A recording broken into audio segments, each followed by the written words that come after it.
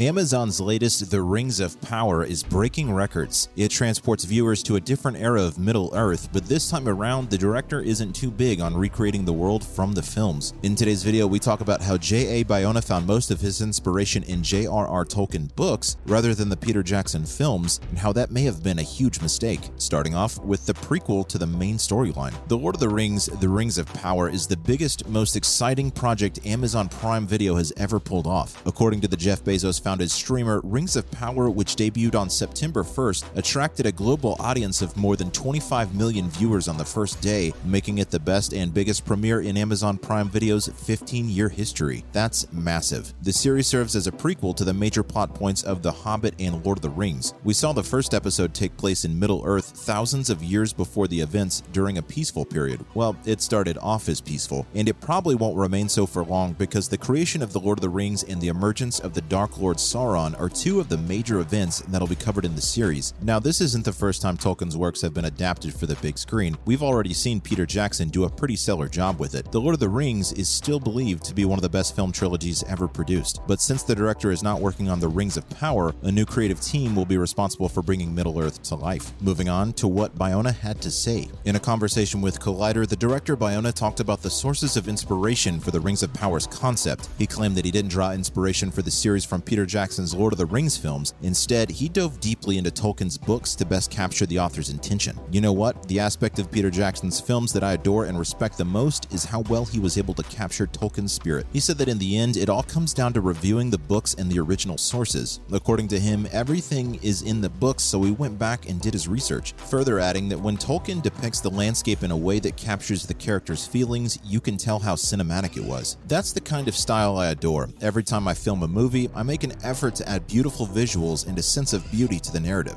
Bayona continued, claiming that he has always known that the cinematographer he works with is ideal because he values beauty as much as you can see by reading Tolkien's books. He thinks that as soon as you select the cinematographer, you're creating the show's aesthetic. In other words, it involves returning to the books to try to comprehend them and how they would translate visually, and that's a very different time. So you must return to those places, but this time you'll view them very differently. Moving on to his favorite moments from the movies. While Bayona didn't draw inspiration from Jackson's films, he does respect them and shared his favorite scenes with the fans. The director revealed the scene that comes at the end of Return of the King where the kingdom bows to the hobbits is one of his favorites. I think there's a very beautiful moment. So basically what Peter Jackson accomplished was to make everyone bow before the hobbits, and that, in Bayona's opinion, was just beautiful. Up next, what do the fans think about The Rings of Power? The show may be Amazon Prime's biggest, most expensive series to date, but many fans were left underwhelmed and disappointed. Many have called it a visually stunning but flawed epic. It's nothing like The Lord of the Rings, and it isn't supposed to be like it either,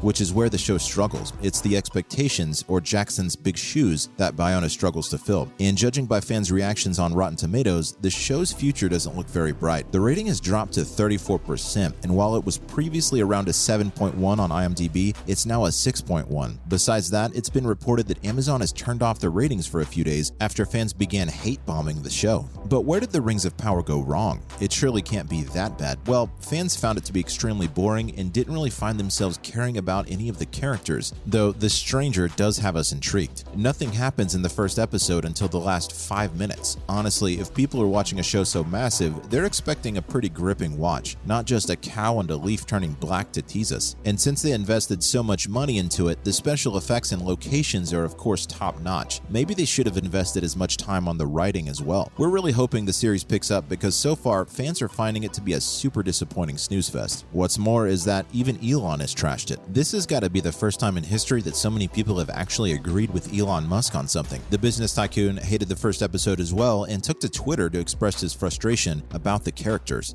Almost every male character so far, according to Musk's tweet, is a coward, a jerk, or both, and only Galadriel is brave, smart, and nice. In fact, he hated it so much he went on to say the late author J.R.R. Tolkien is turning in his grave. Yikes, that's harsh. No one has ever roasted your faulty Teslas so ruthlessly, Elon. Maybe you should go easy on others' hard work too. Whatever Elon Musk thinks, many thought it was worth it. Let's look at the viewers who absolutely loved it. Weeding through all that chaos post first episode, we found it was an absolute treat for casual fans. Thanks to Bear McCreary's skills, we're treated to wonderful music. Bear is clearly aware of the musical ethos necessary for this world, and it's super amazing. Of course, we also experienced breathtaking action and imagery. How cool is it to witness Middle-earth battle battle scenes on such a massive scale. Did we really just witness a fell beast slay a massive eagle? The cinematography is unbelievable, and fans feel it unfair to watch such a treat on their small screens. And not to mention one of Tolkien's most memorable figures, Galadriel, who's the series' protagonist and main focus. Before this show, we're pretty sure most of you hadn't seen Morfydd Clark on screen, and she's an absolute gem. She has excellent acting skills and exudes strength with just a single look. With her playing the lead, this series is in excellent hands. What's more, as many fans were concerned they wouldn't be able to watch the show with their families. Yes, the villains were a little terrifying, but as of now, this is a family show through and through. So good job with that, Amazon. A series as big as The Rings of Power is likely to attract a lot of attention, both positive and negative. So we, as massive Lord of the Rings fans, really hope the show picks up pace in the upcoming episodes and continues to deliver on the amazing acting, visuals, and storyline the creators worked super hard on. Let's have a look at some other related news. First up, Morfydd Clark passed out when she found out she was cast in Lord of the Rings. Being a member of Lord of the Rings, The Rings of Power meant so much to Morfydd Clark, she passed out upon learning she'd landed the role. More surprisingly, Clark hadn't even been informed of the character she would be playing, but the fact that she was going to be a part of the franchise was enough. According to executive producer Lindsay Weber, Morfydd moved to New Zealand without knowing what role she'd be playing. Now, that's what we call dedication. Up next, Robert Aramayo being eyed for James Bond. Robert, who has a major role in the newest Lord of the Rings, has been speculated to be the next 007. The white college graduate has already landed a number of noteworthy roles, including that of a young Eddard Stark in the 6th season of Game of Thrones. But could the actor transition from fantasy television to being a contender for the lead role in one of the most well-known action film franchises? Guess we'll have to wait and watch. And finally, Amazon Prime drops the trailer for Emily Blunt in The English. The streamer recently released the trailer for its newest project starring Emily Blunt called The English. Emily will be playing an English aristocrat and grieving mother who travels to the West and seeks revenge on the man she believes killed her son. And the teaser has a lot of graphic and unsettling imagery, which says a lot about what the fans should expect. Can't wait to check this one out. And that's a wrap for this video. Do you think the director should have taken inspiration from Peter Jackson movies for better storytelling? Comment below and let us know. Don't forget to give this video a thumbs up and subscribe to our channel for more. See you in the next one.